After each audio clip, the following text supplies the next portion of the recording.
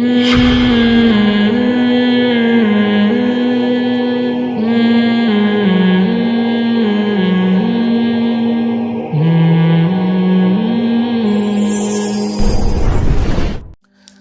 میں اس کی تفسیر کی طرف آتا ہوں۔ قرآن کہتا ہے وَقَضَيْنَا إِلَىٰ بَنِي إِسْرَائِيلَ، ہم نے بنی اسرائیل کی طرف یہ فیصلہ کر دیا تھا، فی الکتاب، کتاب میں، کتاب سے تورات بھی مراد ہو سکتی ہے، آسمانی صحیفے بھی مراد ہو سکتے ہیں۔ وہ کہہ دیا تھا لَتُفْسِدُنَّ فِي الْأَرْضِ مَرَّتَيْنِ، کہ تم زمین میں 2 دفعہ فساد مچاؤ گے۔ یہاں بہت بڑا فساد مراد ہے، کیونکہ چھوٹے موٹے فسادات پر اللہ کی طرف سے سزا بھی چھوٹی موٹی ملتی ہے۔ اچھا، اللہ نے لکھ دیا تھا کہ کیا مطلب ہے؟ یہ ایسے ہی ہے جیسے ہمارے پیغمبر صلی اللہ علیہ وسلم نے ہمیں بتا دیا نا فیوچر کے بارے میں، کچھ باتیں ہوں گی، عیسیٰ ابن مریم نازل ہوں گے، تمہاری لڑائی ہوگی، فلاں سے ملحمہ کبریٰ ہوگا، جو قیامت کی علامات ہیں۔ تو اللہ نے تورات میں بھی بنی اسرائیل کو بتا دیا تھا کہ تم بدعمالیاں کرو گے جس کی تمہیں یہ سزا ملے گی، پھر تم دوبارہ بدعمالی کرو گے، پھر اس کی دوبارہ تمہیں یہ سزا ملے گی۔ تو وہ کیا لکھ دیا تھا اللہ تعالیٰ نے؟ لَتُفْسِدُنَّ فِي الْأَرْضِ مَرَّتَيْنِ، کہ تم زمین میں 2 دفعہ سرکشی کرو گے، یعنی یہ اسلام سے پہلے۔ اس سرکشی سے وہ سرکشی مراد ہے جو اسلام کے دنیا میں آنے سے پہلے ہوگی۔ ایک سرکشی وہ جو حضرت عیسیٰ علیہ السلام کی مخالفت میں تھی، اور ایک سرکشی وہ جو حضرت موسیٰ علیہ السلام کی مخالفت میں تھی، یعنی دین موسوی کی مخالفت کی انہوں نے، جس کی تفصیل میں بتا چکا ہوں کہ تم زمین میں 2 دفعہ فساد پھیلاؤ گے اور تم بہت بڑی سرکشی کرو گے زمین میں۔ زنا پھیلنے لگا تھا، شراب اور لوگوں پہ ظلم زیادتی۔ آگے اللہ فرماتے ہیں فَإِذَا جَاءَ وَعْدُ أُولَاهُمَا، ان دونوں وعدوں میں سے جب پہلے وعدے کا وقت آیا، یہاں وعدے سے مراد ہے تقدیر، یعنی جو اللہ نے اطلاع دی تھی نا تمہیں، وعد سے مراد میعاد، وقت مقرر، کیونکہ وعدے میں کسی سے کوئی خاص ٹائم کا وعدہ کیا جاتا ہے تو اس لیے اس ٹائم کو بھی وعدے سے تعبیر کیا جاتا ہے، ورنہ وعدہ تو 80 چیزوں میں ہوتا ہے نا۔ آپ کہتے ہیں کہ میں تم سے وعدہ کرتا ہوں کہ میں فلاں وقت میں تمہاری دعوت کروں گا، تو یہاں وعدہ اس معنی میں نہیں ہے، یہاں وعدہ ہے میعاد، جو اللہ نے ٹائم بتایا تھا۔ جب اس پہلا والا ٹائم آیا ہے تو کیا ہوا؟ بعثنا علیکم عباد لنا، ہم نے مسلط کر دیے تم پر اپنے بندے۔ اللہ نے اپنے بندے، کیونکہ کافر بھی اللہ کا بندہ ہے، وہ اسلام دشمن قوتیں تھیں، اللہ تعالیٰ کی عادت ہے کہ ظالم کو ظالم سے ہی سزا دلوا دیتے ہیں بعض دفعہ۔ وَكَذَلِكَ نُوَلِّي بَعْضَ الظَّالِمِينَ بَعْضًا، اللہ فرماتے ہیں ہم بعض دفعہ بعض ظالموں کو دوسرے ظالموں سے پٹواتے ہیں۔ جیسے ہٹلر بھی ایک ظالم تھا نا، لیکن اس ظالم ہی کے ذریعے اللہ نے یہودیوں پہ بھی ظلم کروایا۔ تو یہ اللہ کی عادت ہے کہ بعض دفعہ ظالم کو ظالم پر مسلط کرتے ہیں۔ تو جو بابل کا بادشاہ بخت نصر تھا وہ بھی ظالم تھا، لیکن اللہ نے اس کو ان پر مسلط کر دیا۔ اس کو عباد یا عبد سے تعبیر اس لیے کیا ہے کہ عبد کہتے ہیں غلام کو، تو کافر بھی اللہ کا غلام ہے۔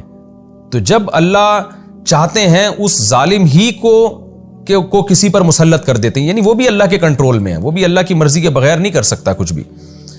فرمایا ہم نے اپنے بندوں کو مسلط کیا، اولی باسن شدید، جو بہت سخت لڑائی والے تھے، یعنی جو بابل کا بادشاہ بخت نصر تھا بڑی شدید لڑائی والا تھا۔ فجاسو خلال الدیار، وہ گھروں کے بیچ میں گھس گئے، یعنی اتنی زبردست فتح ہوئی ان کو، اور ایسی سخت انہوں نے لڑائی کی ہے کہ میدانوں میں لڑائی نہیں بلکہ آبادیوں کے اندر گھروں کے بیچ میں گھس کے قتل و غارت کرنے لگے۔ وکان وعدن، اور یہ ایک ایسا مقرر وقت تھا، مفعولا، جو ہو کے رہنا تھا، یعنی اللہ تعالیٰ نے جب بتا دیا تھا کہ یہودی فساد کریں گے یہ سزا ملے گی، تو اس نے ہو کے رہنا تھا، اور وہ ہو کے رہا۔ ثم رددنا لکم الکرۃ علیہم، پھر ہم نے تمہارے لیے مدد کی، لوٹایا ہم نے تم کو کرہ باری کو، علیہم ان کے خلاف، یعنی جو تمہاری دشمن قوم تھی نا بخت نصر، پھر ہم نے اب باری کو چینج کیا اور ہم نے کہا تمہارے ذریعے سے ہم ان کو سزا دلوائیں گے، یہ بھی تو ظالم لوگ ہیں نا، اور تمہاری اب مدد کریں گے کیونکہ تم نے توبہ کر لی ہے۔ تو ہم نے پھر کیا کیا اس کے لیے؟ وَأَمْدَدْنَاكُمْ بِأَمْوَالٍ، ہم نے مدد کی تمہاری مالوں کے ذریعے، وَبَنِينَ، اور بیٹوں کے ذریعے۔ بیٹوں کے ذریعے مدد کا مطلب یہ بھی ہو سکتا ہے کہ اللہ نے یہودیوں کی نسل بڑھائی۔ جب بابل شہر میں یہودی جا کے آباد ہوئے نا تو ان کی نسل بہت تیزی سے بڑھی ہے، تو ظاہر آبادی کا ریشو جب کسی قوم کا بڑھتا ہے تو وہ پاور میں آ جاتی ہے۔ جو حکمران قوم تھی ان کی آبادی کا ریشو کم ہوا اور یہودیوں کی آبادی کا ریشو بڑھ گیا، جس کا نتیجہ یہ نکلا کہ جب ایران کے بادشاہ نے حملہ کیا ہے بابل پر اور بخت نصر کے خلاف، تو یہودی اتنی بڑی تعداد میں تھے، انہوں نے ایرانیوں کی مدد کی، اور اللہ نے افرادی قوت کی وجہ سے بخت نصر کی حکومت کا خاتمہ کر دیا۔ یہ بھی مطلب ہو سکتا ہے، اور یہ بھی مطلب ہو سکتا ہے کہ جو قیدی یہودیوں کے قید ہوئے ہوئے تھے وہ اللہ نے چھڑوا دیے، جس کے نتیجے میں ان کی افرادی قوت بڑھ گئی۔ وَأَمْدَدْنَاكُمْ بِأَمْوَالٍ وَبَنِينَ وَجَعَلْنَاكُمْ أَكْثَرَ نَفِيرًا، اور ہم نے تمہیں زیادہ بنا دیا نفر کے اعتبار سے۔ نفر بھی افراد کو کہتے ہیں، نہیں افرادی قوت ہم نے بہت کر دی۔ تو زیادہ مفسرین اسی طرف گئے ہیں کہ آبادی کا ریشو بڑھا دیا، بہت زیادہ ان کی اولادیں ہوئی، بچے ہوئے، جس کے نتیجے میں جوانوں کا ریشو بہت زیادہ ہو گیا، اور پھر ان کی آبادی بہت زیادہ بڑھ گئی، تو اس کے نتیجے میں ان کو قوت اور طاقت مل گئی۔ ان احسنتم احسنتم لانفسکم، آگے اللہ فرماتے ہیں اگر تم اچھا عمل کرو گے، یعنی ہم نے یہ سب باتیں لکھ دی تھی پہلے کہ اگر تم عمل اچھا کرو گے تو احسنتم لانفسکم، تو تم اپنے ہی فائدے کے لیے کرو گے۔ اب دیکھو تم نے توبہ کر کے اچھا عمل شروع کر دیا نا، تو اللہ نے ایران کے بادشاہ کے ذریعے بخت نصر کو، بابل کی حکومت کا خاتمہ کیا، اور تمہیں اللہ نے نجات دے دی۔ تمہارے اچھا عمل تمہارے ہی فائدے میں جا رہا ہے۔ وَإِنْ أَسَأْتُمْ فَلَهَا، اور اگر تم برا کرو گے فَلَهَا، تو یہ بھی لِأَنفُسِكُمْ، تمہارے ہی نفس کے لیے یہ برائی بھی، یعنی اس کا نقصان بھی تم اٹھاؤ گے جیسے کہ تم نے اٹھایا۔ فَإِذَا جَاءَ وَعْدُ الْآخِرَةِ، پس جب دوسرا وعدہ آیا ہمارا، یعنی ایک دفعہ تمہیں بخت نصر سے نجات ملی، شام میں جا کے دوبارہ آباد ہوئے، پھر بدعمالیوں کی طرف تم مائل ہوئے، تو اس کو اللہ نے دوسرا وعدے سے تعبیر کیا ہے، یعنی دوسرا وقت مقرر آیا تاکہ لیسوء وجوہکم، تاکہ تمہارا دشمن تمہارے چہروں کو بگاڑ دے۔ اس سے مراد وہ انطاکیہ کا جس نے انطاکیہ کو آباد کیا وہ بادشاہ تھا جس نے یہودیوں پہ چڑھائی کی، ان کی بدعمالیاں شروع ہو گئی تھیں، نا اتفاقیاں شروع ہو گئیں، اور اس نے کیا کیا، اتنا یہودیوں کو مارا ہے کہ ان کے چہروں کو بگاڑ دیا۔ یہ چہروں کو بگاڑنا کنایا ہے بے تحاشا مار پیٹ سے، کہ وہ بیت المقدس میں گھسا ہے، اور لیسوء وجوہکم، تاکہ وہ تمہارے چہروں کو بگاڑ دے، وَلِيَدْخُلُوا الْمَسْجِدَ، اور تاکہ یہ تمہارے دشمن گھس جائیں مسجد میں، مسجد اقصیٰ میں، کما دخلوہ اول مرہ، جیسے پچھلی مرتبہ تمہارے دشمن گھسے تھے اس میں، انہوں نے جو تخریب کاری کی تھی، اس دفعہ بھی تمہارے دشمن وہی کام کریں گے۔ وَلِيُتَبِّرُوا، اور تاکہ یہ لوگ تباہ و برباد کر دیں، ماں ہر اس چیز کو عَلَو، جس پر یہ غالب آئیں، تتبیرہ، بالکل تباہ و برباد۔ یعنی ایسا لگتا ہے کہ یہ دوسرا جو واقعہ ہوا ہے نا، یہ پہلے سے بھی زیادہ خطرناک تھا، کیونکہ قرآن نے اس کو زیادہ اہتمام سے بیان کیا ہے۔ آگے اللہ تعالیٰ فرماتے ہیں، اب یہ اس کے بعد پھر میں نے آپ کو بتایا کہ پھر رومیوں کی، اٹلی کے جو بادشاہ تھے، جو بھی آتش پرست لوگ تھے، ان کی بیت المقدس پہ اور شام پہ حکومت قائم ہو گئی، اور پھر تقریباً 150 سال کے بعد اللہ نے حضرت عیسیٰ علیہ السلام کو پیدا کیا۔ آگے اللہ فرماتے ہیں عسیٰ ربکم ان یرحمکم، اللہ نے یہ بات بھی لکھ دی، یہ سب باتیں وہی چل رہی ہیں جو لکھی ہوئی ہیں، کہ امید ہے کہ تمہارا رب تم پر رحم کرے گا، یعنی ابھی بھی رحمت کا ایک آپشن تمہارے لیے باقی رکھا اس نے۔ وہ کیا ہے؟ اس میں اشارہ ہے کہ اب نئے حضرت عیسیٰ علیہ السلام پر ایمان لے کر آؤ، اور جب محمد صلی اللہ علیہ وسلم دنیا میں آئیں تو ان پر ایمان لے کر آؤ، پھر اللہ تم پر رحم کرے گا، پھر مسلمانوں کے ساتھ ملا کے اللہ تمہاری حکومتوں کو دوبارہ قائم کرے گا۔ لیکن آگے اللہ فرماتے ہیں وَإِنْ عُدْتُمْ عُدْنَا، اگر تم نے دوبارہ وہی بدعمالیاں شروع کی، وہی زمین میں فساد شروع کیا۔ دیکھیں فساد ایک خاص نوعیت کی بدعملی کو کہتے ہیں، ایسی بدعملی جس میں لوگوں پہ ایک تو گناہ ہے نا انسان کا پرسنل، ایک شراب پی رہا ہے، زنا کر رہا ہے، ایک یہ فساد ہے، ایک ہے کہ سازشیں کر کے زمین کا امن خراب کرنا۔ تو ایسا معلوم ہوتا ہے یہودی صرف انفرادی بدعملی میں مبتلا نہیں تھے، اجتماعی ایسی بدعملی جس سے زمین کا فساد تباہ ہو رہا ہو، حب مال، حب جاہ، اور لوگوں پہ ظلم، اس قسم کی برائیاں ان میں آ گئیں۔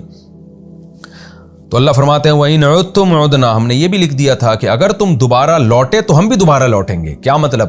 اسی نوعیت کی سزا دیں گے جو پہلے ہم دے چکے ہیں، جو بخت نصر کے ذریعے اور رومیوں کے ذریعے اور انطاکیہ کے ذریعے تمہیں ہم سزا دے چکے ہیں، کہ کس طرح لوگوں نے تمہیں مارا۔ دیکھیں قرآن کی یہ کیسی بلاغت ہے اور کیسی پیش گوئی ہے۔ یہ آیتیں مکہ میں نازل ہوئی ہیں، اس وقت بنو قریظہ بنو نذیر کے واقعات نہیں ہوئے تھے، یہ مکہ میں نازل ہوئی ہیں، لیکن بالکل یہودیوں کو اس کے بعد اسی انداز سے سزا ملی ہے جو پہلے ملتی تھی۔ پہلے قوموں پہ عذاب آتے تھے نا زلزلے کے اور طوفانوں کے، لیکن اللہ نے یہودیوں کے لیے کیا عذاب رکھا کہ بدعمالی اگر کرو گے تو قوم مسلط کرے گا۔ تو پھر کیا ہوا کہ اللہ نے اہل اسلام کو مسلط کیا، یہودیوں نے مسلمانوں کے ساتھ 2 نمبریاں اور غداریاں شروع کر دی۔ آپ صلی اللہ علیہ وسلم جب مدینہ گئے تو آپ نے یہودیوں سے کوئی چھیڑ چھاڑ نہیں کی، ٹھیک ہے تم اپنے مذہب کو فالو کر رہے ہو، ہم پر ایمان لے آؤ، گواہی دو، نہیں لاتے تو تمہاری کوئی دشمنی نہیں ہے، بلکہ آپ نے بنو قریظہ، بنو نذیر اور اس کے علاوہ بھی یہودیوں کے جتنے قبائل تھے سب سے ایگریمنٹ کیے۔ مگر یہ وہی شرارتیں، وہی بدماشیاں، ادھر ایگریمنٹ مسلمانوں سے کر رہے ہیں لیکن ساتھ مشرکین کا دے رہے ہیں. یعنی یہ دیکھتے تھے کہ جہاں ہمیں فائدہ نظر آئے تو کوئی معاہدہ نہیں اور کوئی زبان کا اعتبار نہیں. اسی کو فساد کہتے ہیں. مشرکین مکہ میں ایک چیز تھی، معاہدوں کی پابندی. جو زبان سے کہہ رہے ہیں وہی دل میں. آپ کو پتہ ہے کہ منافقت کا جو اصطلاح ہے نا اسلام میں، نفاق، یہ یہود کے بعد آئی ہے. مشرکین مکہ یا تو پکے کافر ہوتے تھے یا پورے مسلم ہوتے تھے. عیسائی جو تھے یا تو مسلم ہوتے تھے یا کافر ہوتے تھے. لیکن جو یہودی تھے نا ان میں لا الہ ہؤلاء ولا الہ ہؤلاء، ان میں منافقین پیدا ہوئے ہیں. زبان سے اپنے آپ کو مسلم کہہ رہے ہیں، مسلمانوں سے فائدے حاصل کرنے کے لیے ادھر اپنی قوم میں جا کے کہہ رہے ہیں ہم یہودی ہیں. یہ ہے زمین میں فساد کہ آپ کا پتہ ہی نہیں چلتا کہ آپ ہیں کیا. تو اتنی شدید انہوں نے مسلمانوں کے ساتھ غداری کی ہے کہ جنگ میں مشرکین کا ساتھ دیا، جس کی سزا میں آپ صلی اللہ علیہ وسلم نے پھر ایک دن میں 70,000 یہودی قتل کیے، کیونکہ بہت بڑی غداری کی تھی. جوانوں کو سب کو قتل کر دیا، بچوں اور عورتوں کو چھوڑ دیا اور باقیوں کو جلا وطن کر دیا. اور پھر حضرت عمر کے دور میں مکمل ان کو ارض عرب سے، جزیرہ عرب سے ہمیشہ کے لیے نکال دیا گیا. تو یہ بھی ذلت کا جو عذاب ان کی 2 نمبریوں کی وجہ سے آیا، مسلسل غداریاں، مسلسل معاہدوں کی خلاف ورزیاں. ایسی سزا نبی صلی اللہ علیہ وسلم نے کسی کو بھی نہیں دی ہے کہ ایک دن میں ہزاروں کو قتل کیا گیا ہو. مشرکین مکہ کو آپ نے عام معافی کا اعلان کر دیا تھا، تو اس کے بعد بہت سو کو جلا وطن کر دیا. تو یہ اللہ کی ان آیتوں کی طرف اشارہ اللہ نے پہلے کر دیا کہ وَإِنْ عُدْتُمْ عُدْنَا، اگر تم نے دوبارہ وہی حرکتیں کی تو ہم پھر دوبارہ تمہیں وہی سزا دیں گے جو پہلے دے چکے ہیں. اس کے بعد یہودی دنیا میں پھیل گئے اور پھر یہ سازشیں کرنے لگے. تاریخ میں بہت سے واقعات تو ہم تک پہنچے ہی نہیں ہوں گے کیا ہوتا رہا ان کے ساتھ. لیکن مشہور ترین واقعہ جو ہٹلر کا 1930s کے آس پاس جو واقعہ ہوا کہ ایک سیکولر آدمی تھا تو عیسائی لیکن سیکولر تھا، اتنے یہودی اس نے قتل کیے. میں تو جرمنی گیا ہوں، میں نے وہ جگہیں دیکھی ہیں، وہاں لوگ ابھی بھی ان جو یہودیوں پہ مظالم ہوئے ان کو یاد کرتے ہیں کہ کیسے اٹھا کے ہٹلر جو ہے نا ان کو زندہ دیگ میں ڈال دیا کرتا تھا، زندہ جلا دیا کرتا تھا. ظالم آدمی تھا، اس کے اس عمل کو اپریشیٹ نہیں کیا جا سکتا. لیکن میں نے بتایا اللہ ظالموں کو مسلط کر دیتے ہیں اپنی حکمت کے پیش نظر. اور وہ کہہ کر گیا، وہ اس کو یہ تھا کہ یہ فساد مچاتے ہیں دنیا میں. اور کہا جاتا ہے کہ ہٹلر نے جو کچھ یہودی زندہ چھوڑ دیے تھے ان کے بارے میں کہا اپنی تقریر کے دوران کہ میں نے چند لوگوں کو اس لیے زندہ چھوڑ دیا ہے تاکہ جب یہ دوبارہ زمین میں فساد مچائیں گے تو لوگوں کو پتہ چلے گا کہ میں نے ان کو اتنا قتل کیوں کیا. اور لوگ تو اس کو ہٹلر کو ظالم کہتے ہیں، اور کہنا بھی چاہیے. کسی انسان کو اس طرح سے قتل کرنا، دیگوں میں ڈالنا اور زندہ جلانا، اس کی شریعت بہرحال اجازت نہیں دیتی. لیکن اس کا یہ کانسیپٹ تھا کہ یہ زمین میں فساد مچا رہے ہیں. اور اہل اسلام ہمیشہ یہودیوں کا ساتھ دیتے رہے ہیں. ترک خلافت نے یہودیوں پہ جب دنیا میں ظلم ہوتے تھے تو ترک خلفاء یہودیوں کو پناہ دیا کرتے تھے. میں جب ترکی گیا ہوں تو وہ جگہ بھی ہم نے دیکھی ہیں جہاں بہت سارے یہودیوں کو ہجرت کروائی مسلمان بادشاہوں نے جن پر ظلم ہوا کرتے تھے. لیکن کیا ہے کہ جو ان پر احسان کرتا یہ انہی کی جڑیں کاٹنا شروع کر دیتے. جس ملک میں جاتے اسی ریاست کے خلاف یہ نفرتوں کے بیج بونا شروع کر دیتے، اور اس کے نتیجے میں اللہ نے ان پر مختلف قوموں کو مسلط کیا. لیکن آج بھی یہ آیات بنی اسرائیل سے اور اہل یہود سے خطاب کر رہی ہیں کہ اللہ کا یہ وعدہ سچا ہے، اگر تم زمین میں دوبارہ فساد مچاؤ گے تو قومیں تم پر مسلط ہوتی رہیں گی. آج ایک اشکال کیا جاتا ہے کہ آج تو اسرائیل بہت مضبوط ہو گیا اور فساد ہی کے ذریعے مضبوط ہوا ہے، وہ کیسے اس نے اپنی جڑیں پوری دنیا میں پھیلا لی ہیں. تو قرآن میں دوسرے مقام پر آتا ہے کہ یہ زمین میں ہمیشہ فساد پھیلاتے رہیں گے. سورہ بقرہ میں اس کی تفصیل بیان کر چکا ہوں.